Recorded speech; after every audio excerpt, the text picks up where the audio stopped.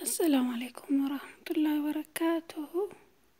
kabajamtoota jaalatamtoota obbolaawwanko kam jirtu nagaa keessanii jirtu baga jiraattanii waaqayyoon eegdanii meekkama shaabaanni warra soomaa jirtan rabbi isinirraa jaallatu warra immoo soomuun isinitti ulfaatee du'aa zikrii gochaa jirtanus rabbi du'aa keessan zikrii keessanis isinirraa haa qeebalu. du'aa godhaa zikrii godhaa du'aayin dhukabaadhatii rabbi du'aa keenya nurraa haa qeebalu. sooma keenya salaata keenya rabbi nurraa haa qeebalu. turan keenya irraa inshallah gosa xiqqoo waa'ee arrabaarraa yoo dubbadhu barbaade yaa arraba keenya kana rabbi khayrii nu haa dubbisu. rabbiin hamtuu nurraa haa fageessu. khayrii malee rabbiin hamtuu nu hin dubbisin. dubbii arrabni diimaan kun nu keessa taa'ee waan inni nutti fidu allahu akbar.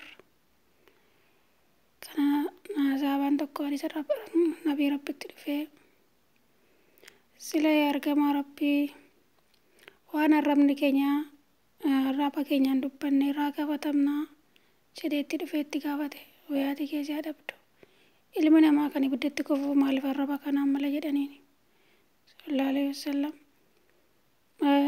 ammas immoo jira hadiisa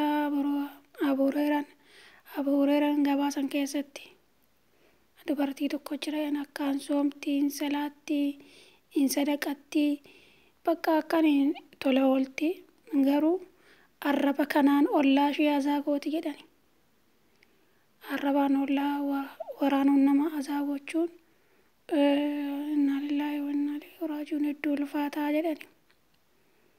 ammas immoo dubartii tokkotu jira miskiina wayi yaa'u salaata sunnaa sammamuun jabeessitu sadaqaa sigaa waan qabdu waanum qabdu irraa xiqqoo kennatti, garuu salaata waajibaan iftu sagaddii jedhani.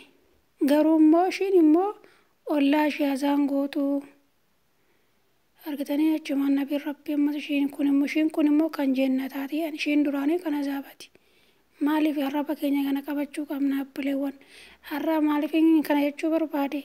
miidiyaa kanarraan argina waan walumaan deemnu.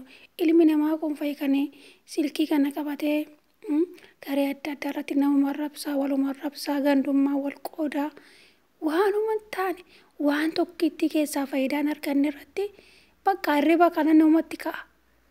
nagaa rabbiin baga nagaan na bulchillee kan jedhu xiqqoodhuma subhaanallahil aziim. maaliif ilmi namaa kun guyyaa qiyaamaa hojii isaa, sadaqaa isaa, salaata isaa, waan khayrii isaa kulli akka gaara kanaatti fudhatee dhufa guyyaa qiyaamaa akka gaara tabba kanaatti. garuu sumbuluun akka gaara dhokkeen gaara bubbeen dhokkeen kaaftite irraa ta'an amma waan bubbeen fuudhe tokko waan dhokkeen balleesse tokko waa yoo deebii qabaan qabu. maaliif isa nama luugaa kaan nama hamatee kaan ganamaa lolaasee arraba isaatiin nama zollomee bakka waan namni kun hin qabne namarra kaa'ee akkasitti waan sana muluu rabbiin harkaa daaraa godhee dhaqee ibiddatti jahannamatti gonfamaa jedhan. kanaaf yaa obboleewwan amaanaa rabbiin nu haa qajeelchu. dubbii arrabni keenya kun nutti fidumoo innaa lillaahi wa innaa ilaihi raaji'uun. mee du'aa gochuu haa baay'ifnu, zikrii haa goonu, waan khayrii ittiin haa dubbannu. khayrii quraana rabbii kana warra rabbiin sirii laaffisa jiru fayyadu dubbisaanii mee hajirii argattu.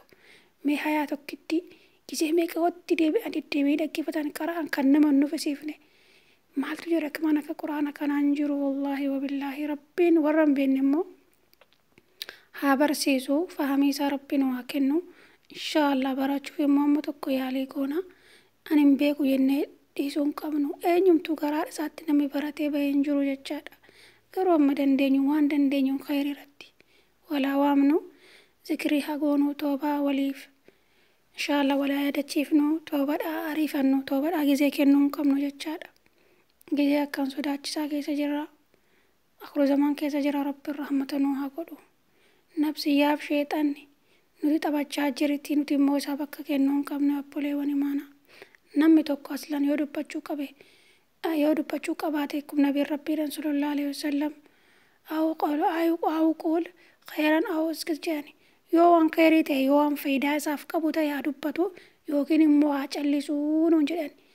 Maashaallah nabiin rabbii keenya waa tokko waan tokko nama hambisan hin qabanu sallallahu alaihi wasallam hundumaa nu barsiisanii wallaahi waa tokko diiniin nabii keenyaa kun tokko irroon qabu guutuudha. Wallaahi rabbiin haala famala keenya nu haa tolchu. Nama garii jira haalli isaa akka qoree kana fittuu nama hin dhiyeessu nama waraana jechaadha. Rabbiin haala famala keenya haa tolchu. Kan namni haala tolu mana faanaan guyyaa qiyama namni yatiiman qabaa akka ba'e namni haala famala qabu guyyaa qiyama nabiin rabbii ana wajjin jedhani. Quba isaanii akkan godhani keessattuu namni yatiiman qabaa akka ba'e yatiima kaddame. Gizee ammaa kana meeqatu yatiima meeqa jira biyya keenya abbaan lola kana ammasa lola kanaatiin dhiira meeqa dhume. Laa ilaaha illallah nabii muhammad rasuulallah bultii meeqa qubate mana meeqa qubate lubbuu nama meeqa bahe. Rabbi rahmata nu haa godhu wallaahi kanum kan arginu namni rahmata waliif hin godhu abbaa rabbii qalbii isaa keessa rahmata kaa'e malee. Kanaaf inshaallah nabiin keenya immoo shaabaana kana qixxee isaan sooman jettee ummaa keenya shan hadiisa keessatti gabaastee jirti. Amma dandeenyu amma rabbiin ulaaffise immoo inshaallaan soomna. Qixxee kana isaan soomanii isa booda qixxeef immoo isaan ramadaanaaf jabaatu jedhani. Qixxee seenaa kan amma 15 isaaniin soomanii irra caala isaa jettee akkasi rabbi irraa jaallatu radiyallahu anha. Kanaaf obboleewwan abbaa rabbi rabbisin ulaaffise soomaa. Kan immoo du'aa zikrii godha. Maatii keessan waan shorbaadhaan bitatan ergaa fi warra biyyaa yaadadha. Biyyi keenyaan argitu waan keessa jiru nuuroo guddii ta'e wanti hundumtuu wanti bitanu guyyaarra dabalaa jira. Farankaan baalumsaa fi taatema biyya keenyatti birriin dhugaa rabbii isiniin jedha. Wanti hin daballe hin jiru guyyumarraa dabala. Garuu gaammoo rabbi barakaa nuuf haa kennu barakaa sana rabbi haa deebisu biyya keenya. Amma yoon biyya namaa jiraanna rabbiin warra nagaadhaan bahee nagaan gammachuun dunyaan diiniin gammachuudhaan biyya itti deebi'u rabbi nu haa godhu. Warra dunyaa barbaacha bahee diiniidhaan taqwaadhaan beekumsaan fahamiidhaan umurii dheerinaan biyyatti deebi'u rabbi nu haa godhu. Warra bahee dhukkubsatee akka hin taane ta'ee biyyatti deebi'u miti. Warra bahee alatti du'ee reenfi isaatu achi bu'ee dhabamu miti. Rabbiin keenya subhaanahu wa ta'aalaa warra inshaallah yaada isaa muraada isaa rabbiin guutee fi nagaan galuu rabbiin nu haa godhu. Kanaaf obboleewwan du'aa itti haa jabaannu zikrii itti haa jabeessinu kan du'eefis ka jiruufis du'aa haa goonu. Du'aayin dhuka baadati du'aayi rabbii keenya haa kadhannu. Ilma namaa miti kan kadhannu ilma namaa kanatu warra waa kadhannee borutti deebinu nuffa. Rabbiin keenya garuu akkasii miti subhaana. Yoo nuti kadhaa isaarraa zikrii isaarraa duubatti deebinee nutti dallana. Garuu amma yoo du'aa goone yoo zikrii goone rabbiin keenya rabbii rahmata rabbitti dhiyaanna yookiin immoo rahmata isaarraa fagaanna.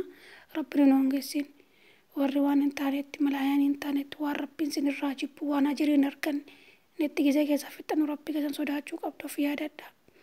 Ofuun miina nama meenuu yaabboleewwan imaana quraana haa dhaggeeffannu darsii khayrii meeqa jira haa dhaggeeffannu quraana rabbii kana haa barannu.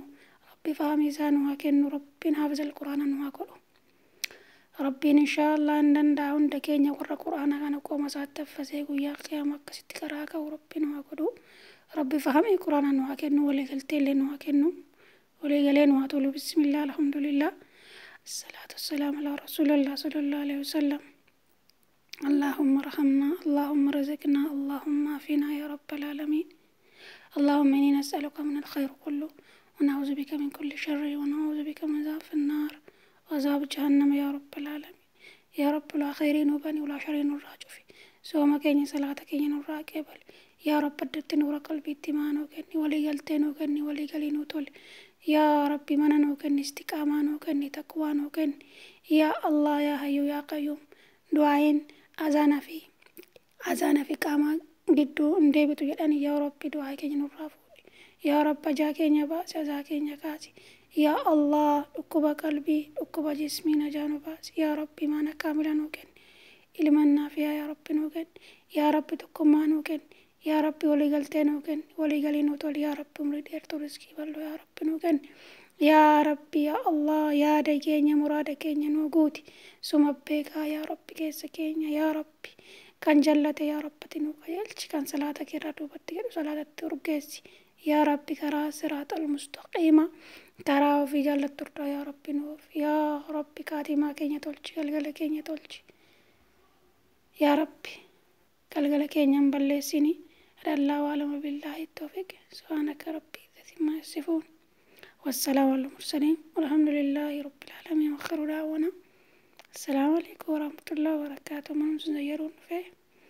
galgala gaarii du'aayi godha zikirri godha abbaa rabbi bismillaah fi sooma akkas isinin jaaladha isinin kabaja rabbiif jecha ana caalammoo rabbiin isin haa jaallatu rabbii waan ofii jaallatu isin haa jaallatu waan ofii jibbammoo rabbirraa nu haa fageessu rabbiin inshaallah nu jaallatee hojii keenya kulli nurraa haa jaallatu rabbiin awoo nama jechaan nama galgala isaa tolee galgala keenya rabbiin balleessi galgala keenya rabbi haa tolchu Tawatuun nasuhaa rabbi nu haa kennu warra tobataa durree ammam tobbatee ammam dileetti deebi'uu miti warra dilii sanarraa buqqa'ee sheena'ee rabbitti deebi'ee yaa rabbi badii koonaa dhiisu jedhee isatti irraa deebi'ee tobatuun nasuhaa rabbiin irraa qeebalirraa rabbi nu haa godhuu isiniin jaaladha isiniin kabaja nu jajjabeessaa warri maatiin taatees maatiin nu ta'a akkasii kaa rabbi isinirraa haa jaallatu assalaamu alaikum warahmatullahi wabarakaatu